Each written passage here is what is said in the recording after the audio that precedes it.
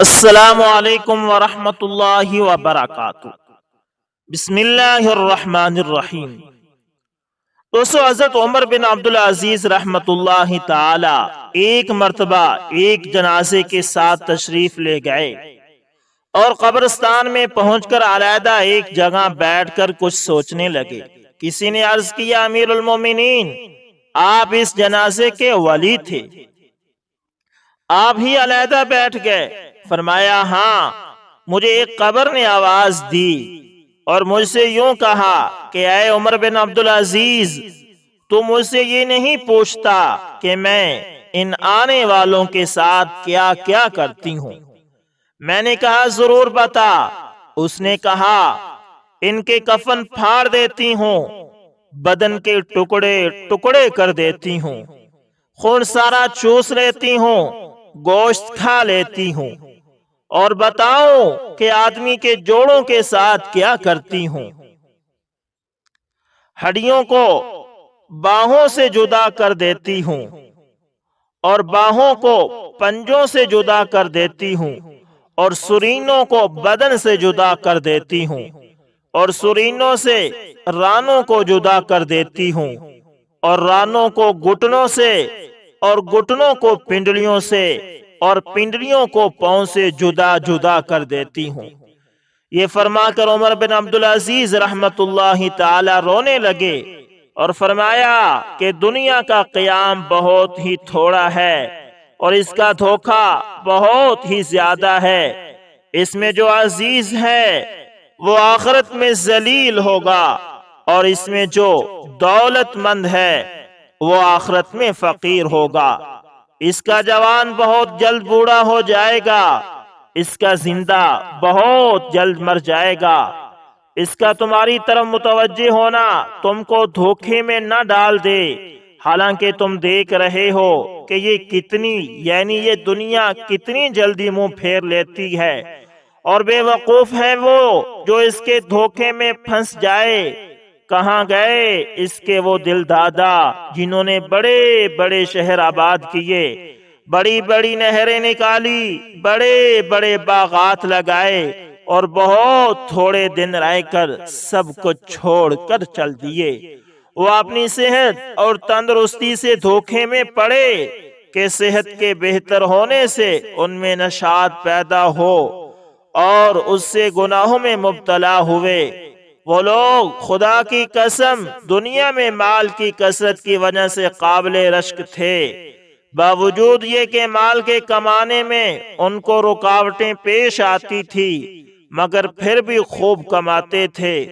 ان پر لوگ حسد کرتے تھے، لیکن وہ بے فکر مال کو جمع کرتے رہتے تھے، اور اس کے جمع کرنے میں ہر قسم کی تکالیف کو خوشی سے برداشت کرتے تھے۔ لیکن اب دیکھ لو کہ مٹی نے ان کے بدنوں کا کیا حال کر دیا، اور خاک نے ان کے بدنوں کو کیا کیا بنا دیا۔ کیڑوں نے ان کے جوڑوں اور ان کی ہڈیوں کا کیا حال بنایا۔ وہ لوگ دنیا میں اونچی اونچی مسہریوں پر، اونچے اونچے فرش اور نرم نرم گدوں پر نوکروں اور خادموں کے درمیان آرام کرتے تھے۔ عزیز و اقارب، رشتہ دار اور پڑوسی ہر وقت دلداری کو تیار رہتے تھے۔ لیکن اب کیا ہو رہا ہے؟ اللہ، اب کیا ہو رہا ہے؟ آواز دے کر ان سے پوچھ کہ کیا گزر رہی ہے۔ غریب امیر سب ایک میدان میں پڑے ہوئے ہیں۔ ان کے مالدار سے پوچھ کہ اس کے مال نے کیا کام دیا، ان کے فقیر سے پوچھ کہ اس کے فقر نے کیا نقصان دیا۔ ان کی زبان کا حال پوچھ جو بہت چہکتی تھی، ان کی آنکھوں کو دیکھ جو ہر طرف دیکھتی تھی، ان کی نرم نرم کھالوں کا حال دریافت کر ان کے خوبصورت اور دل ربا چہروں کا حال پوچھ۔ کیا ہوا ان کے نازک بدن کو؟ معلوم کر کہاں گیا، اور کیڑوں نے ان سب کا کیا حشر بنایا؟ ان کے رنگ کالے کر دیے، ان کا گوشت کھا لیا، ان کے منہ پر مٹی ڈال دی، اعضاء کو الگ الگ کر دیا، جوڑوں کو توڑ دیا، آہ کہاں ہیں ان کے وہ خدام جو ہر وقت حاضر ہوں جی کہتے تھے؟ کہاں ہیں ان کے وہ خیمے اور کمرے جن میں آرام کرتے تھے؟ کہاں ہیں ان کے وہ مال اور خزانے جن کو جوڑ جوڑ کر رکھتے تھے؟ ان حشم و خدم نے اس کو قبر میں کھانے کے لیے کوئی توشہ بھی نہ دیا اور اس کی قبر میں کوئی بسترا بھی نہ بچھایا، کوئی تکیہ بھی نہ رکھ گیا، زمین ہی پر ڈال دیا، کوئی درخت پھول پھلواری بھی نہ لگا دی۔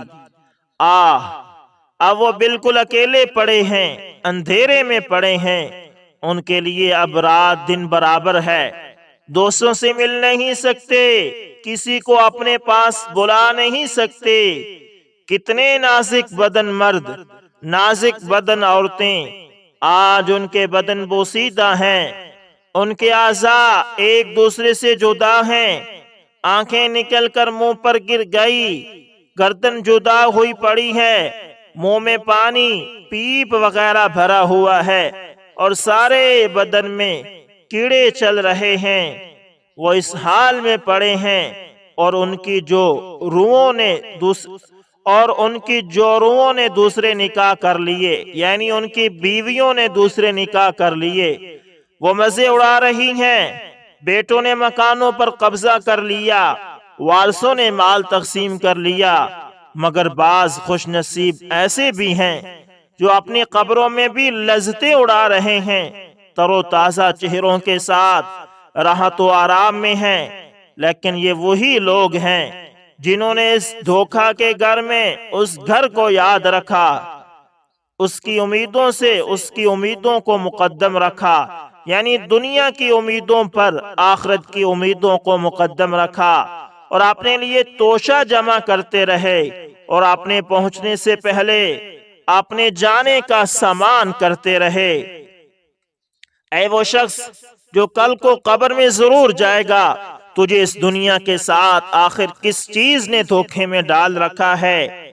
کیا تجھے یہ امید ہے کہ یہ کم بخت دنیا تیرے ساتھ رہے گی؟ کیا تجھے یہ امید ہے کہ تو اس کوچ کے گھر میں ہمیشہ رہے گا؟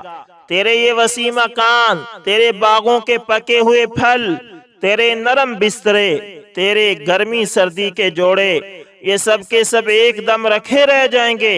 جب ملک الموت آ کر مسلط ہو جائے گا، کوئی چیز اس کو ہٹا نہ سکے گی، پسینوں پر پسینے آنے لگیں گے، پیاس کی شدت بڑھ جائے گی اور جان کنی کی سختی میں کروٹیں بدلتا رہ جائے گا۔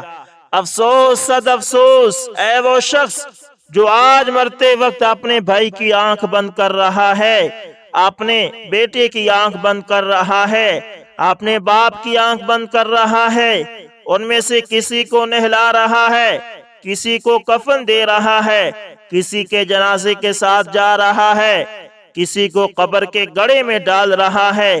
کل کو تجھے بھی یہ سب کچھ پیش آنا ہے۔ اور بھی اس قسم کی حضرت عمر بن عبدالعزیز رحمت اللہ تعالی نے باتیں فرمائی۔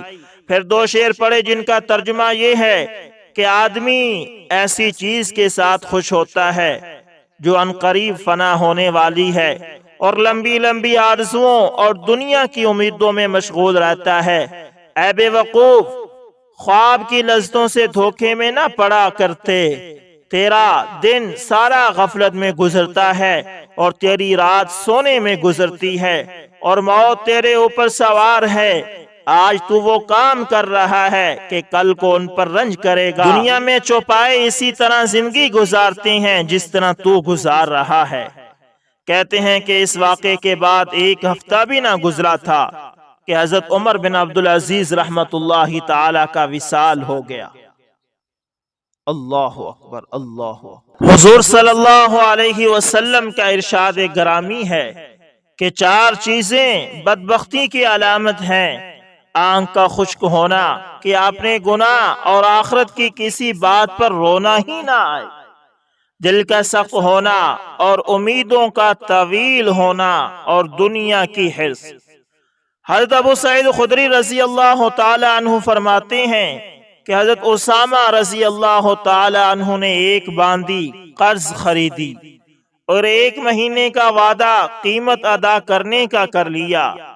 حضور اقدس صلی اللہ علیہ وسلم کو جب اس کا علم ہوا تو آپ صلی اللہ علیہ وسلم نے ارشاد فرمایا کہ کس قدر تعجب کی بات ہے کہ اسامہ نے 1 مہینے کے وعدے پر قرض خریدا۔ اسامہ کو بھی اپنی زندگی کی بڑی لمبی امیدیں ہیں، گویا اس کو یہ یقین ہو گیا ہے کہ 1 مہینہ تو وہ زندہ ہی رہے گا۔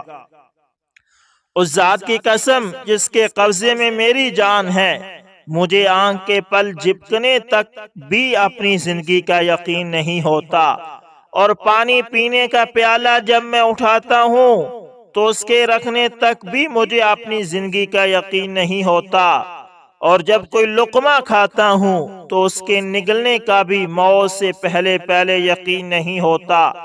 قسم ہے اس ذات پاک کی جس کے قبضہ میں میری جان ہے، جن چیزوں کا تم سے وعدہ کیا گیا ہے، موت، قیامت، حساب وغیرہ سب چیزیں ضرور آنے والی ہیں، اور تم لوگ حق تعالی شانہ کو عاجز نہیں کر سکتے کہ وہ کسی کام کا ارادہ فرمائے اور کوئی اس میں رکاوٹ ڈال دے۔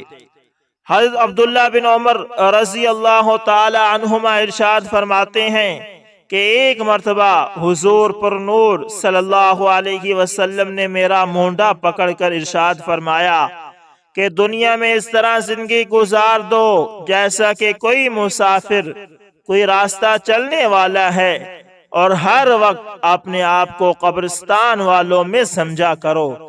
اس کے بعد حضور صلی اللہ علیہ وسلم نے مجھ سے فرمایا، اے ابن عمر، اور بعض روایات میں ہے کہ یہ مقولہ ابن عمر کا ہے، جب صبح ہو جائے تو شام تک کی زندگی کا یقین نہ کرو، اور جب شام ہو جائے تو صبح تک کی زندگی کی امید مت باندھو۔ اپنی صحت کی حالت میں بیماری کے زمانے کے لیے نیک عمل کر رکھو کہ بیماری کے زمانے میں جو کوتاہی ہو اس کا پہلے سے اجبار ہو جائے، یا صحت میں جن اعمال کا عادی ہوگا بیماری کی وجہ سے ان کے نہ ہو سکنے پر بھی ان کا ثواب ملتا رہے گا۔ اور اپنی موت کے لیے اپنی زندگی ہی میں تیاری کر لو، کل کو معلوم نہیں کہ تمہارا نام کیا ہو جائے، یعنی کن لوگوں میں شمار ہو جائے، نیک لوگوں میں یا بد لوگوں میں۔ فَمِنْهُمْ شَقِيٌّ وَمِنْهُمْ سَعِيدٌ۔ حضرت معاذ رضی اللہ تعالی عنہ نے عرض کیا، یا رسول اللہ صلی اللہ علیہ وسلم، مجھے کوئی نصیحت فرما دیجئے۔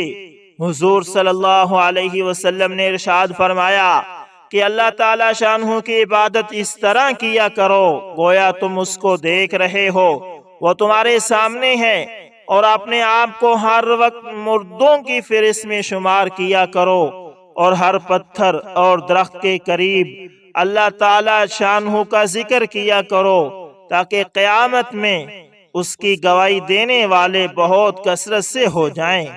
اور جب کوئی بری حرکت ہو جائے، یعنی کوئی برا کام ہو جائے، تو اس کی تلافی کے لیے کوئی نیک عمل کرو۔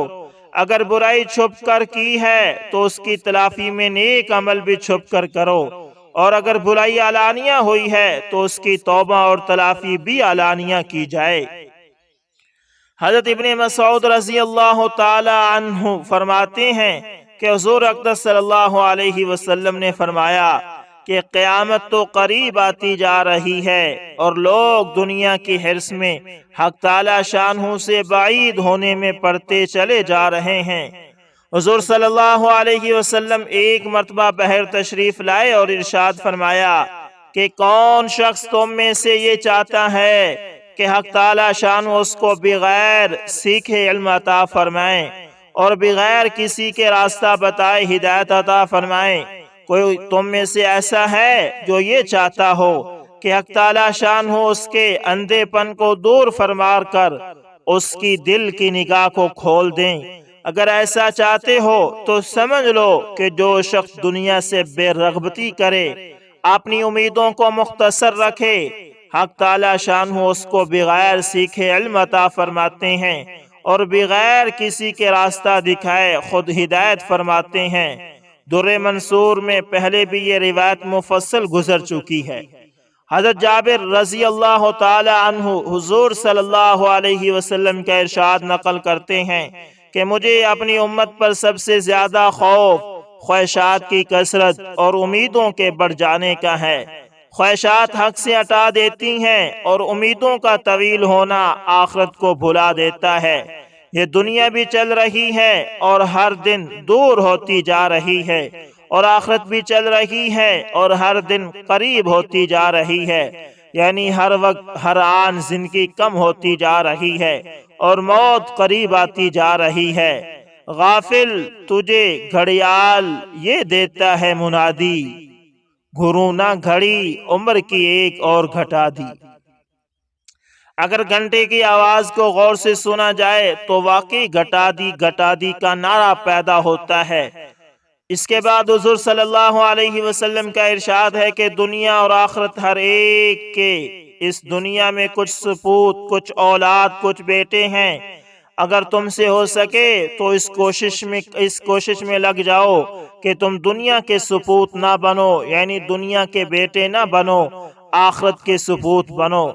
آج عمل کا اور کھیتی بونے کا دن ہے، حساب آج نہیں ہے، کل کو تم آخرت کے گھر میں ہوں گے جہاں عمل نہیں بلکہ کھیتی کاٹنے کا اور بدلے کا دن ہے۔ حضرت سلمان فارسی رضی اللہ تعالی عنہ فرماتے ہیں کہ 3 آدمی ایسے ہیں کہ جب مجھے ان کا خیال آتا ہے تو اس قدر تعجب ہوتا ہے کہ مجھے ہنسی آنے لگتی ہے۔ ایک وہ شخص جو دنیا میں امیدیں لگائے بیٹھا ہے اور موت اس کی فکر میں ہے، دوسرا وہ شخص جو اللہ تعالیٰ سے غافل ہے اور اللہ تعالیٰ شانہ اس سے غافل نہیں، تیسرے وہ شخص جو منہ بھر کھلکھلا کر ہنستا ہے اور اس کو اس کی خبر نہیں کہ اللہ تعالیٰ شانہ اس سے خوش ہیں یا ناراض ہیں۔ حالانکہ یہ فکر ایسی چیز ہے کہ کسی وقت بھی ہنسی نہ آنا چاہیے۔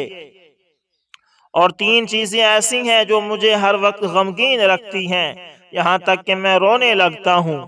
1 دوستوں کا فراق، یعنی حضور صلی اللہ علیہ وسلم اور صحابہ کا فراق۔ 2 موت کا فکر۔ 3 حشر میں حق تعالی شانہ کے سامنے پیش ہونا ہے، پھر معلوم نہیں کہ میرے لیے جنت کا حکم ہوگا یا دوزخ کا۔ ایک شخص کہتے ہیں کہ میں نے زرارہ بن اوفا کو ان کے انتقال کے بعد خواب میں دیکھا تو میں نے ان سے پوچھا کہ سب سے بڑا ہوا عمل کیا ہے؟ انہوں نے فرمایا کہ توکل اور امیدوں کا مختصر رکھنا۔ حضرت سفیان ثوری رحمۃ اللہ تعالی فرماتے ہیں کہ زہد امیدوں کے مختصر کرنے کا نام ہے، موٹا کھانا اور جبہ پہننے کا نام نہیں ہے۔ حضرت داؤد طائی فرماتے ہیں کہ اگر میں یہ امید رکھوں کہ میں 1 مہینہ زندہ رہوں گا تو میں اپنے آپ کو بڑا مجرم سمجھوں، اور اس کی کس طرح امید کر سکتا ہوں ایسی حالت میں کہ میں دیکھتا ہوں کہ آئے دن لوگوں کو حوادث کبھی رات میں پکڑ لیتے ہیں، کبھی دن میں پکڑ لیتے ہیں۔ حضرت شقیق بلخی رحمت اللہ تعالی اپنے ایک استاد ابو ہاشم رحمانی کی خدمت میں حاضر ہوئے۔ ان کی چادر کے کونے میں کچھ باندھ رہا تھا۔ ابو ہاشم نے پوچھا یہ کیا ہے؟ عرض کیا کہ میرے ایک دوست نے چند لوز دیے تھے، میرا دل چاہتا ہے کہ آج شام کو آپ ان سے افطار کر لیں۔ ابو ہاشم نے کہا شقیق تمہیں یہ امید ہے کہ تم رات تک زندہ رہو گے؟ میں تم کو ایسا نہیں سمجھتا تھا، اب میں تم سے کبھی نہ بولوں گا۔ یہ کہہ کر اندر چلے گئے اور کواڑ بند کر لیا۔ قعقاع بن حکیم کہتے ہیں کہ میں 30 برس سے ہر وقت موت کے لیے تیار ہوں، اگر وہ آ جائے تو مجھے ذرا بھی اس کی تاخیر کی خواہش نہیں۔ سفیان ثوری رحمت اللہ تعالی کہتے ہیں کہ میں نے کوفہ کی مسجد میں ایک بزرگ کو دیکھا، وہ فرماتے تھے کہ میں 30 برس سے اس مسجد میں ہر وقت موت کا انتظار کرتا ہوں، اگر وہ آ جائے تو مجھے نہ کسی سے کچھ کہنا، نہ سننا، نہ میرا کسی کے پاس کچھ چاہیے، نہ کسی کا میرے پاس ہے۔ ابو محمد زید کہتے ہیں کہ میں ایک جنازے کے ساتھ چلا، حضرت داؤد طائی بھی ساتھ تھے۔ قبرستان پہنچ کر وہ ایک جگہ علیحدہ کو بیٹھ گئے، میں بھی ان کے پاس بیٹھ گیا۔ وہ فرمانے لگے جو شخص اللہ تعالیٰ کی وعید سے ڈرتا ہو اس کے لیے دور کا سفر یعنی آخرت کا آسان ہے، اور جس شخص کی امیدیں لمبی ہوتی ہیں اس کا عمل سست ہو جاتا ہے، اور جو چیز آنے والی ہے یعنی موت وہ قریب ہے۔ بھائی ایک بات سمجھ لے کہ جو چیز بھی تجھے تیرے رب سے اپنی طرف مشغول کر لے وہ منحوس ہے۔ ایک بات سنو، جتنے آدمی دنیا میں سب ہی قبر میں جائیں گے، اس وقت ان کو اس چیز کی ندامت ہوگی جو یہاں چھوڑ دی، اور اس چیز کی خوشی ہوگی جو آگے بھیج دی، اور جس چیز پر مرنے والے کو ندامت ہے اس پر یہ رہنے والے وارث لڑتے جھگڑتے ہیں، مقدمہ بازی کرتے ہیں۔ فقی ابو اللیث سمرقندی ارشاد فرماتے ہیں کہ جو شخص امیدوں کو مختصر رکھے، حق تعالی شانہ 4 قسم کے اکرام اس پر کرتے ہیں۔ نمبر 1، اپنی اطاعت پر اس کو قوت عطا فرماتے ہیں، اور جب اس کو عنقریب موت کا یقین ہوتا ہے تو عمل میں خوب کوشش کرتا ہے اور ناگوار چیزوں سے متاثر نہیں ہوتا۔ نمبر 2، اس کو غم کم ہو جاتا ہے۔ نمبر 3، روزی کی تھوڑی مقدار پر راضی ہو جاتا ہے۔ نمبر 4، اس کے دل کو منور کر دیا جاتا ہے۔ دوستو اللہ تعالیٰ سے دعا ہے کہ اللہ تعالیٰ ہمیں قرآن و سنت پر عمل کی توفیق عطا فرمائے اور آخرت کی تیاری کرنے کی توفیق عطا فرمائے۔ ملتے ہیں کسی نیکسٹ اچھی سی ویڈیو کے اندر، تب تک کے لیے اللہ حافظ، جزاکم اللہ خیر۔